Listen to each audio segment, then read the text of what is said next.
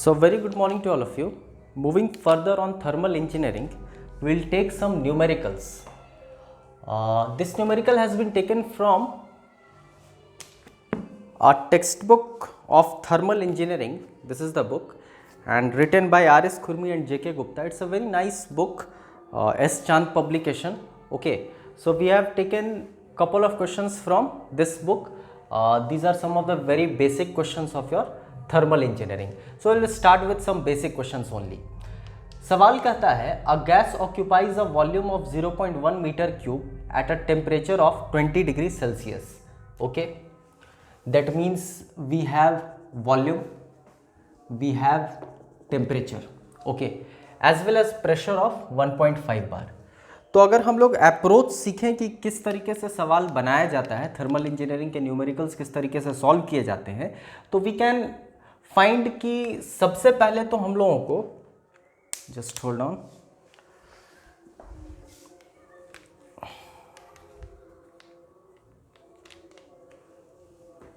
Okay, will see कि सबसे पहले क्वेश्चन में दिया हुआ क्या है. तो we would find that V1 is 0.1 metre cube, it's given. Then we have T1 temperature which is 20 degree Celsius, जिसको आप केल्विन में अगर बदलना चाहते हैं तो 273 ऐड करेंगे तो ये 293 केल्विन आ जाएगा. ओके, ये कन्वर्जन आई होप हम लोग पहले पढ़ चुके हैं. फिर हमारे पास प्रेशर दे रखा है, let P1 be the pressure and it's 1.5 bar. I hope that you all might know that 1.5 bar is equal to 1.5 into 10 का पावर 5 न्यूटन पर मीटर स्क्वायर. ये यूनिट कन्वर्जन बड़ा इंपॉर्टेंट है, क्योंकि अगर हम लोग यूनिवर्सल गैस इक्वेशन की बात करेंगे तो वहाँ पर हम लोगों को हो सकता है आर का वैल्यू लेना होगा. ये थर्मल इंजीनियरिंग का बेसिक अप्रोच होना चाहिए. कम से कम आपको पता होना चाहिए कि हम लोग किस यूनिट में अपने यूनिवर्सल गैस कांस्टेंट या फिर कैरेक्टरिस्टिक गैस कांस्टेंट को ले रहे हैं. खैर, इस सवाल में देखते हैं आगे क्या किया जा सकता है.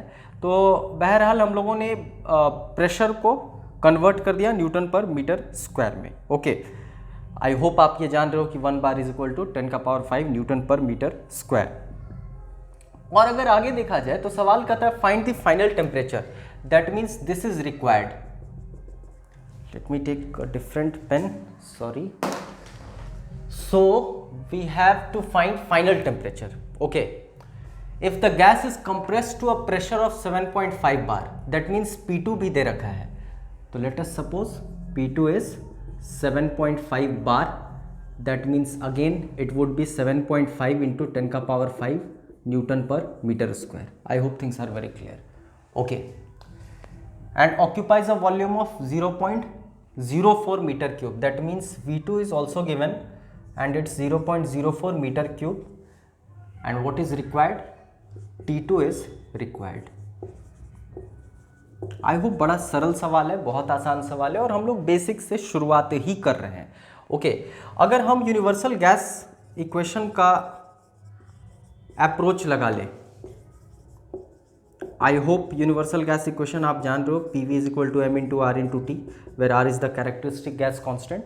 ये PV is equal to nRT भी होता है, जहाँ पर यूनिवर्सल गैस कॉन्स्टेंट होता है. ये सब पहले हम लोग डिस्कस कर चुके हैं. Fine. In fact universal gas equation में अगर कभी किसी दो पॉइंट्स पर ये अप्लाई करना होता है तो हम लोग कहते हैं P1 V1 by T1 is equal to P2 V2 by T2. I hope ये अप्रोच अगर आप लगाओगे तो ये सवाल बड़ी आसानी से बन जाएगा, क्योंकि हम लोगों को V1 दे रखा है, T1 दे रखा है, P1 दे रखा है, V2 दे रखा है, P2 दे रखा है, जस्ट T2 इज रिक्वायर्ड. तो यहाँ से क्रॉस अगर आप देखोगे या फिर वैल्यू डायरेक्टली बिठा दो, तो you would find T2 is equal to P2 V2 T1 upon P1 V1, which gives finally pressure two 7.5 into 10 का पावर 5 न्यूटन पर metre square.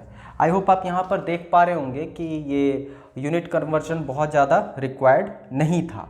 Anyways, V2 is your 0.04 metre cube and then you have finally temperature T1 and T1 is your 293 Kelvin. Okay, divided by P1 V1. Your P1 is 1.5 into 10 का power 5 newton पर metre square. This is your kelvin and this is your again V1 is your 0.1 metre cube. Fine. Initial level पर जब आप practice कर रहे हैं तो कम से कम यूनिट्स लिखना चाहिए. रीज़न बिहाइंड कि आपको एक अप्रोच क्लियर होगा कि किस तरीके से यूनिट्स कैंसल आउट होता है और कितनी बार सवाल ऐसा होता है जो if you have a very good adequate command on units in fact तो आप क्वेश्चंस को बहुत आसानी से वहाँ पर भी ले सकते हो. ये खास तौर पे ऑब्जेक्टिव एग्जाम्स की बात हम कर रहे हैं. फाइन. सब्जेक्टिव एग्जाम्स में तो आपको दिखाना पड़ेगा ही कैलकुलेशन करके. तो finally when you will calculate it, it would come 586 kelvin. I suppose it would come 586 kelvin. Okay, बहुत आसान है. ये 10 का पावर 5 इसके साथ कैंसिल हो जाएगा, ये 5 टाइम्स कैंसिल हो जाएगा, 15 5 75. ये आपका 2 0 100 नीचे मल्टीप्लाई होगा, 10 ऊपर मल्टीप्लाई होगा. रीज़न बिहाइंड कि यहाँ पर 0.1 है, 0.04 है. कैलकुलेशन आपका पार्ट है, आप एक बार देख लेना. 586 केल्विन आएगा. अब इसको अगर हम लोग डिग्री सेल्सियस में लिखना चाहते हैं तो 273 बट ऑब्वियस से माइनस करना पड़ेगा. That means final answer will be 586 minus 273 which will be somewhat around 313 degree Celsius. So this is your final answer. This is your T2. Just go through it. Just take a look on it.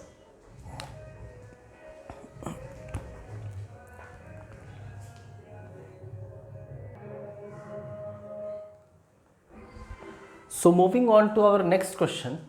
This is a very nice question, again taken from R.S. Khurmi.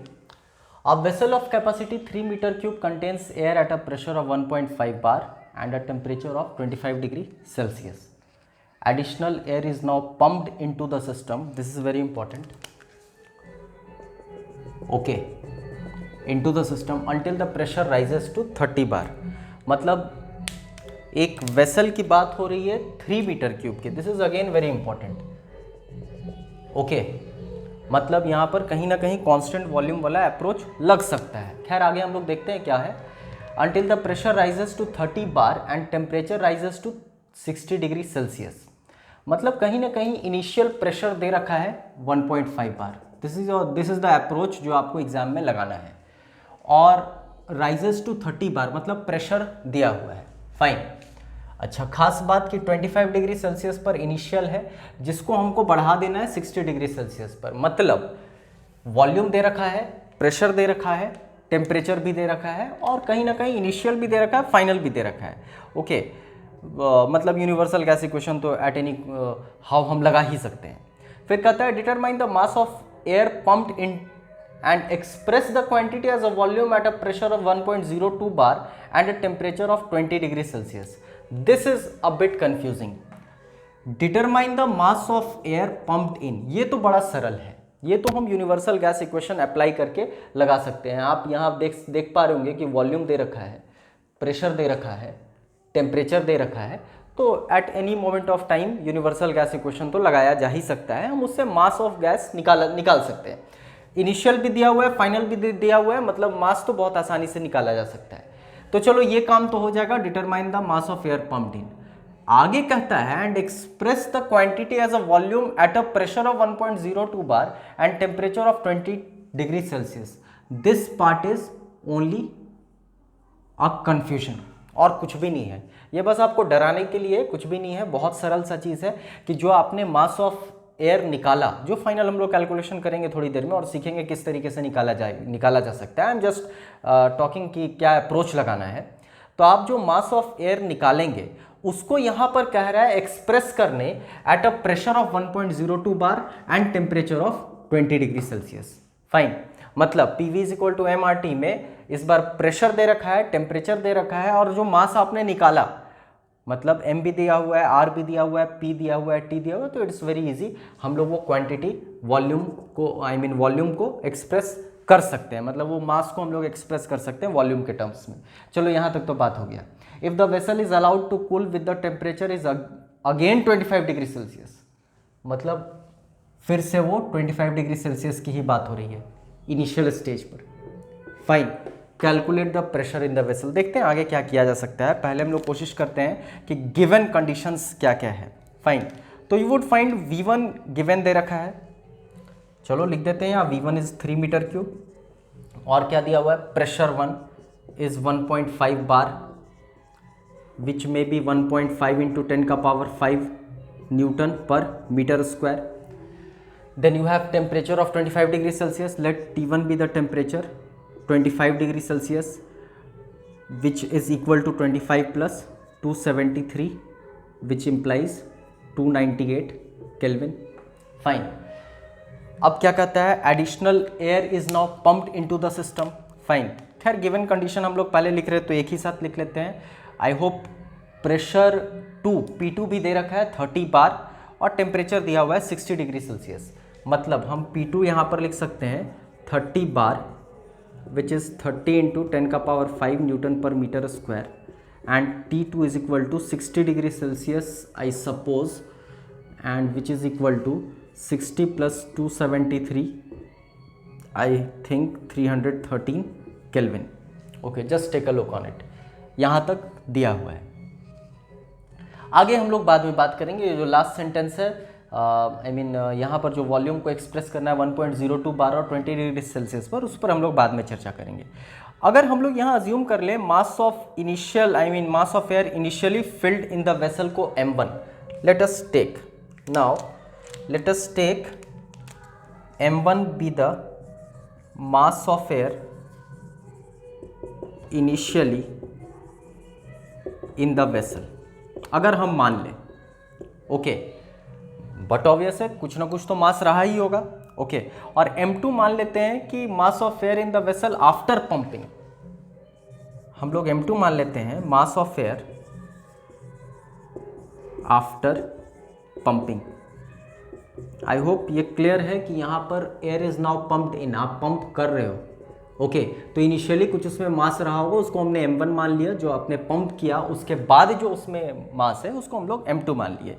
तो universal gas equation कहता ही है कि you can apply universal gas equation at any moment of time, okay, which implies P1 V1 is equal to MRT1, तो हम लिख ही सकते हैं। फाइन, तो यहाँ से m आ जाएगा P1 V1 by RT1। Fine, I hope यहाँ पर सारा वैल्यूज़ दे रखा है, बड़ी आसानी से आप अप्लाई कर सकते हो। तो चलो यहाँ पर अप्लाई अगर हम लोग करें तो 1.5 इंटू 10 का power 5, this is your P1, I hope this is very easy. V1 is 3 metre cube, then you have R 287 and T temperature 298। On calculation I suppose it would come somewhat 5.26 kg, let it be 5.26 kg, okay, just take a look on it. I hope m2 भी आप बड़ी आसानी से निकाल सकते हो and which will be P2 V2 is equal to MR T2, rather M is equal to R P2 V2 by R T2. This is your m2, this was m1, this was your m2, let this be m1 and this be m2. I hope this is very clear to all of you. ये calculate करोगे तो pressure 2 आपको पता है 30 बार, volume तो vessel of capacity है, मतलब इसमें तो किसी तरह का कोई बदलाव होना नहीं है, वॉल्यूम में तो किसी तरह का परिवर्तन है नहीं, okay, this is very important, मतलब ये क्वेश्चन कहीं ना कहीं कांस्टेंट वॉल्यूम अप्रोच वाला है। तो हम यहाँ पर अगर बिठा दें तो 13 to 10 का power 5, this is your P2 pressure 2, this one, and you have R V2 is again 3 and by this is again 287 and you have T2 is your 313 Kelvin. On calculation you would find it to be somewhat 94.17 kg. Let me see whether it is on frame or not.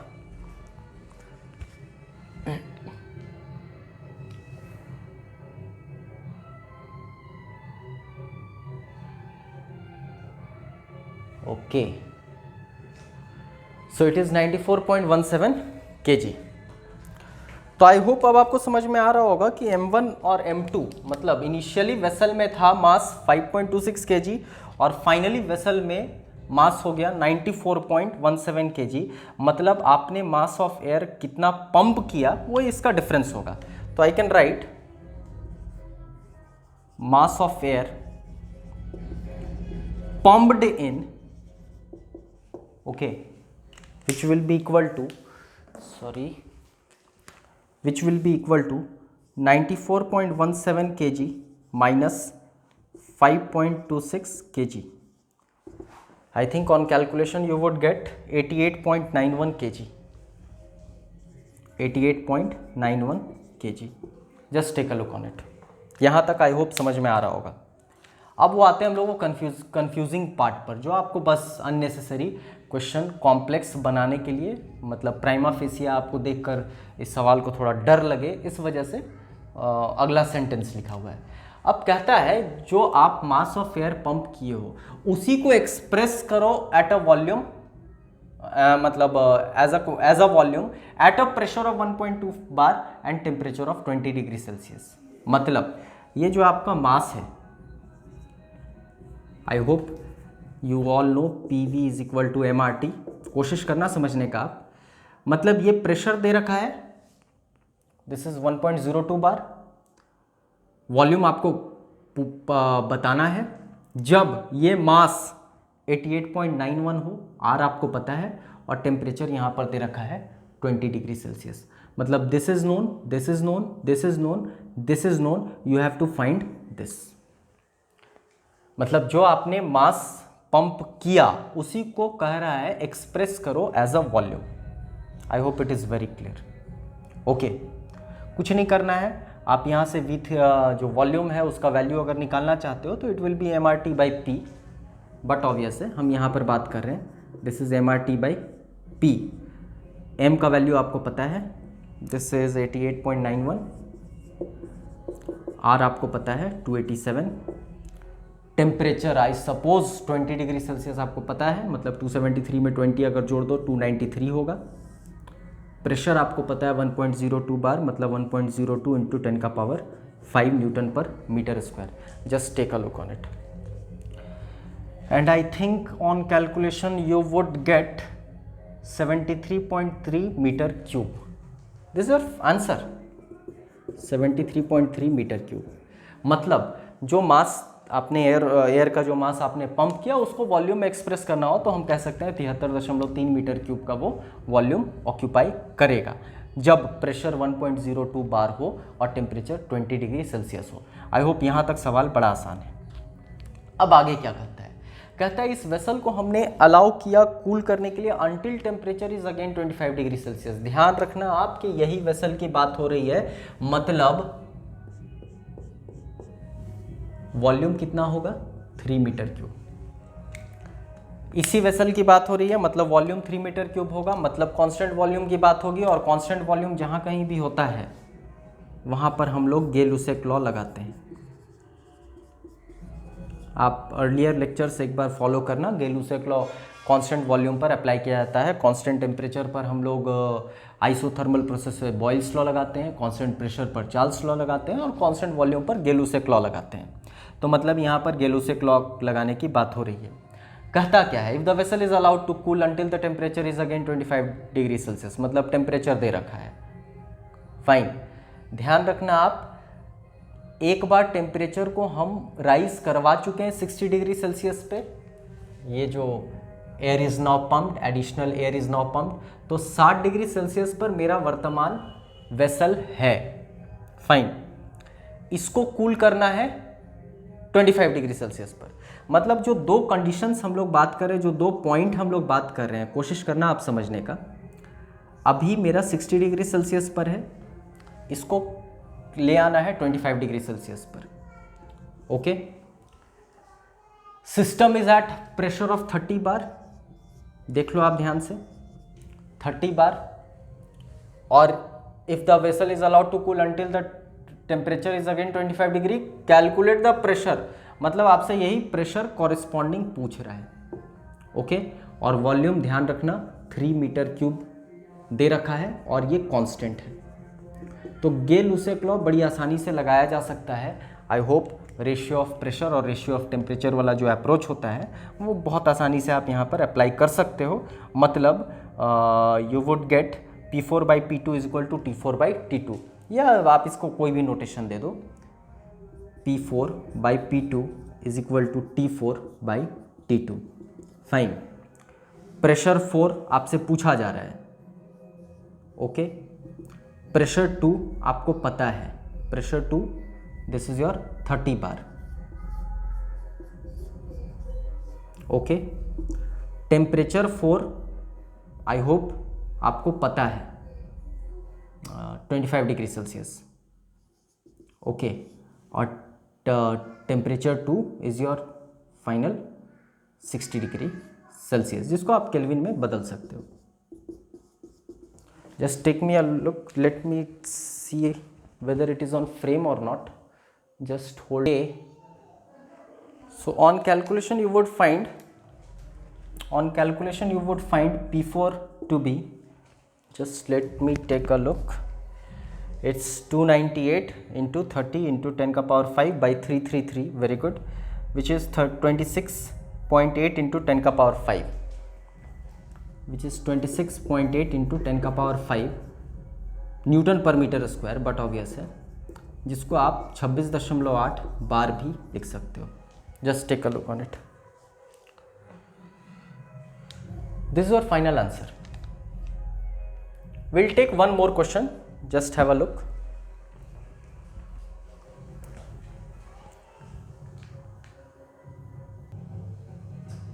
So on to our next question, again a very nice question, a bit opposite to the previous one, उसका ही थोड़ा विपरीत है। सवाल कहता है spherical vessel of 1.5 metre diameter, मतलब एक important चीज़ यहाँ पर निकल कर फिर से आ रहा है, दिस इज द अप्रोच कि वेसल यहाँ पर फिक्स्ड है, दैट मीन्स अगेन कुछ ना कुछ कांस्टेंट वॉल्यूम प्रोसेस मेरे दिमाग में आ रहा है, गेलुसेक लॉ कहीं ना कहीं दिमाग में आ रहा है। कहता है 1.5 मीटर डायमीटर, ये तो बस आपको कंफ्यूज करने के लिए दिया हुआ है, स्फीयर है, डायमीटर दिया हुआ है, तो बड़ी आसानी से आप उसका वॉल्यूम निकाल सकते हो। I hope volume of a sphere 4/3 πr³ आपको पता है, वो अप्लाई करोगे तो बहुत आसानी से निकल सकता है। इनफैक्ट अगर हम लोग चाहें निकालना तो, और rather we will take some time, let it be. Question कहते हैं, देखते हैं आगे क्या कहता है। Containing air at 40 degree Celsius, मतलब टेम्परेचर, इनिशियल टेम्परेचर दिया हुआ है, fine, is evacuated till the vacuum inside the vessel becomes 735 mm of Hg। This is a very new concept, इस पर आपसे गेट में भी क्वेश्चंस पूछे जा चुके हैं, हम लोग वो गेट वाला क्वेश्चन भी भविष्य में लेंगे। खैर, मतलब यहाँ पर 735 mm of Hg के रूप में प्रेशर दिया हुआ है, प्रेशर दिया हुआ है, टेम्परेचर दिया हुआ है, और वॉल्यूम बड़ी आसानी से आप निकाल सकते हो, ओके। फिर कहता है calculate the mass of air pumped out, मतलब यहाँ पर इवैक्यूएशन हो रहा है, पिछले सवाल में पंप इन था, यहाँ पर हम लोग पंप आउट कर रहे हैं, फाइन, बहुत आसानी से निकल सकता है, वेरी मच सिमिलर जैसे हम लोग पिछले केस में किए थे। मतलब एक बार हम यूनिवर्सल गैस इक्वेशन निकाल कर इनिशियल मास निकाल लेंगे, दूसरी बार फाइनल मास निकाल लेंगे, बहुत आसानी से निकल जाएगा, m1 और m2 अगर हमको पता रहे तो। खैर, फिर कहता है if the tank is then cooled to 3 degree Celsius what will be the final pressure in the tank, take atmospheric pressure to be 760 mm of Hg, okay. तो चलो यहाँ पर पहले तो हम लोग कुछ अज्यूम कर लेते हैं क्या क्या दे रखा है। तो P वेसल दे रखा है 735 mm of Hg, I hope it is very clear. P atmosphere दे रखा है 760 mm of Hg। D दिया हुआ है डायमीटर 1.5 मीटर। T1 दे रखा है 40 degree Celsius which is 40 plus 273 kelvin which will come somewhat 313 kelvin, okay. अच्छा, if the tank is cool to 3 degree Celsius, चलो उस पर हम लोग बाद में आएंगे, पहले यहाँ पर कोशिश करते हैं क्या किया जा सकता है वो निकालते हैं। तो वॉल्यूम बहुत आसानी से निकाला जा सकता है 4/3 पाई आर क्यूब वाले फॉर्मूला को अगर लगाओगे, radius is equal to d/2 वाला अप्रोच लगाओगे तो it would be pi d cube by 6. Volume will be pi d cube by 6. Final calculation करने पर इसका वैल्यू निकल कर आएगा 1.767 metre cube. This is very important, मतलब हम लोग वॉल्यूम निकाल लिए. Now at any moment of time we can apply universal gas equation which is P1V1 is equal to mRT1. ये तो हम कहीं पर भी अप्लाई कर सकते हैं, इसीलिए तो इसका नाम पड़ता है यूनिवर्सल गैस इक्वेशन. बार बार हम एक ही चीज़ रिपीट कर रहे हैं. तो यहाँ से आप m1 बहुत आसानी से निकाल सकते हो and m1 will be P1V1 by RT1. Let this be m1. m1 will be P1V1 by RT1. सारा वैल्यूज़ आपको पता है, बस आप बिठा लो. तो प्रेशर दिया हुआ है 760, तो अब ये mm ऑफ Hg में है, हम लोग उसको तो कन्वर्ट करेंगे न्यूटन पर मीटर स्क्वायर में. तो हमेशा याद रखोगे 133.3 से मल्टीप्लाई करने पर न्यूटन पर मीटर स्क्वायर में निकल जाता है. मतलब हम इसको लिख सकते हैं 760 इंटू 133.3 न्यूटन पर मीटर स्क्वायर. यहाँ लिख देते हैं 1 mm of Hg is equal to 133.3 newton पर मीटर स्क्वायर. तो 760 mm ऑफ Hg के लिए हम लोग लिखेंगे 760 इंटू 133.3 न्यूटन पर मीटर स्क्वायर. फाइन. अच्छा, ये तो हो गया प्रेशर. दूसरा दे रखा है वॉल्यूम. वॉल्यूम आपने अभी निकाला है 1.767. R तो 287 हम लोगों को पता है ही. Fine. Then you have temperature T1. Initial temperature हम लोग यहाँ पर कैलकुलेट किए थे, I suppose 313 kelvin. Final calculation करने पर let me see what it comes. It would be somewhat 1.993 kg. 1.993 kg. Just take a look on it. Just take a look on it. अब कहता है लेट आपका सम mass of gas has been taken out. Okay, mass of air has been pumped out. तो चलो अगर हम लोग मान लें कि m2 be the mass of air left after evacuation. Okay, अगर हम लोग मान लें m2 be the mass of air after evacuation.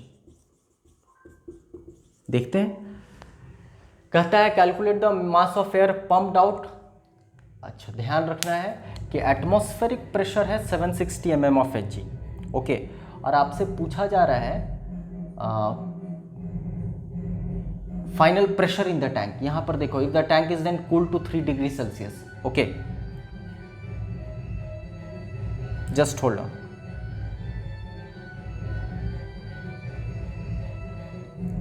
हाँ, फाइन.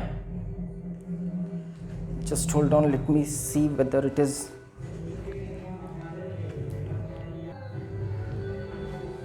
फाइन. तो एकदम सिमिलर जैसा हम लोग पिछले सवाल में देखे थे. आप पहले तो इनिशियल m1 निकाल लिए. ध्यान रखो, ये बात हो रही थी एटमॉस्फेरिक प्रेशर पर. अब आपको m2 निकालना है. तो m2 कैसे निकलेगा, थोड़ा आप ये पहले सोचो. आप निकालोगे P2V2 by RT2. Now very important, you have to find P2. सबसे पहले P2 निकालना है. तो यहाँ पर कहता है spherical vessel of containing air at इतना is evacuated till the vacuum inside the vessel becomes 735. Okay, अब यहाँ पर थोड़ा सा हम लोगों को अप्रोच लगाना पड़ेगा एटमॉस्फेरिक प्रेशर और वैक्यूम प्रेशर का. तो यहाँ पर एटमॉस्फेरिक प्रेशर है 760 और वैक्यूम प्रेशर है 735. दैट मीन्स P2 का value 760 minus 735 mm of Hg होगा. This is your atmospheric pressure and this is your vacuum pressure. Okay, तो जो फाइनल हम लोग कंटेनर या वेसल की प्रेशर की बात करेंगे तो एटमॉस्फेरिक माइनस दिस करेंगे which will be 25 mm of Hg. Rather अगर कन्वर्ट करना चाहते हो तो 25 इंटू 133.3 न्यूटन पर मीटर स्क्वायर. आप ये भी लिख सकते हो. Okay, let me just find out कि ये वैल्यू कितना आएगा. 25 into 133.3 it would be somewhat 3332.5 newton. 3332.5 newton पर metre square. Let me check it once again. 3332.5 metre newton पर मीटर स्क्वायर. आई होप यहाँ तक सबको समझ में आ रहा है. अगर एटमॉस्फेरिक प्रेशर और वैक्यूम प्रेशर वाले अप्रोच में कोई इशू हो तो एक फ्लूइड मैकेनिक्स वाले में हम लोग प्रेशर पर डेडिकेटेड लेक्चर अपलोड किए हैं, आप इसी प्लेलिस्ट में देख लेना. उसमें ये पूरा क्लियरली बताया गया है. वैक्यूम प्रेशर क्या होता है, एटमॉस्फेरिक प्रेशर क्या होता है, गॉज प्रेशर क्या होता है, इस पर हम लोग चर्चा कर चुके हैं. Just refer to that. Anyways वो आज का हमारा एजेंडा नहीं है. तो अब बड़ी आसानी से आप M2 निकाल सकते हो. P2 पता है, V2 तो यहाँ पर हम लोग निकाले ही हैं. तो M2 अगर निकालना चाहते हैं, V2 पता है आपको. ध्यान रहे कि उसी स्फेरिकल वेसल की बात हो रही है, कांस्टेंट वॉल्यूम की बात हो रही है, मतलब बट ऑब्वियस है V1 और V2 का वैल्यू बराबर होगा. तो हम यहाँ पर लिख सकते हैं प्रेशर के जगह पर 3332.5, वॉल्यूम के जगह पर 1.767, योर R इज़ अगेन 287. और ख़ास बात कि यहाँ पर टेम्परेचर भी सेम है. टेम्परेचर में किसी तरह का फ़र्क नहीं, बात उसकी हुई नहीं है. मतलब हम लोग यहाँ पर कांस्टेंट टेम्परेचर की भी बात करेंगे. और यहाँ पर भी टेम्परेचर हमारा 313 डिग्री सेल्सियस ही, 313 केल्विन ही होगा. जब इसको कैलकुलेट करोगे तो you would find I think 0.066 kg, 0.066 kg. I hope आपको समझ में आ गया कि अब कितना मास ऑफ एयर हमने पंप आउट किया. पहले था मास 1.993 kg और बाद में हो गया 0.066 kg. That means mass of air pumped out. I should write it. Mass of air pumped out will be equal to, this is your mass 1, this is your mass 2, which implies 1.993 minus 0.066 kg, which will be somewhat, let me see, it is somewhat 1.927 kg, 1.927 kg. Just take a look on it. Let me see whether things are on frame or not. Okay, not an issue. We have still one more part. Fine. So finally, अब सवाल कहता है if the tank is then cooled to 3 degree Celsius, temperature दिया हुआ है, ध्यान रखना आप. Okay, what will be the final pressure in the tank? Gay Lussac law apply कर दो, कुछ भी नहीं करना है. P3/T3 is equal to P2/T2 बहुत आसानी से आप कर सकते हो, या P3/P2 is equal to T3/T2. Gay Lussac law अगर हम यहाँ पर अप्लाई कर दें तो it will be P3/P2 is equal to T3/T2. 3 का वैल्यू पता है, चौथा आपको निकालना है. कांस्टेंट वॉल्यूम प्रोसेस था, that means P3 is equal to P2 into T3/T2. P3 is equal to P2 into T3/T2. सारा वैल्यूज़ आपको पता है, आप बड़ी आसानी से इसको कैलकुलेट कर सकते हो. प्रेशर 2 आपको पता है, अभी हम लोग निकाले हैं 3332.5, 3332.5. T3 ध्यान रखो आप, 273 प्लस 3 मतलब 276. T2 पहले ही हम लोग कैलकुलेट किए थे 313. ओके, इसको कैलकुलेट करोगे फाइनली तो इट वुड कम 2938 न्यूटन पर मीटर स्क्वायर. 2938 न्यूटन पर मीटर स्क्वायर. अब डिपेंड करेगा कि आपका ऑप्शन क्या चीज़ में दिया हुआ है.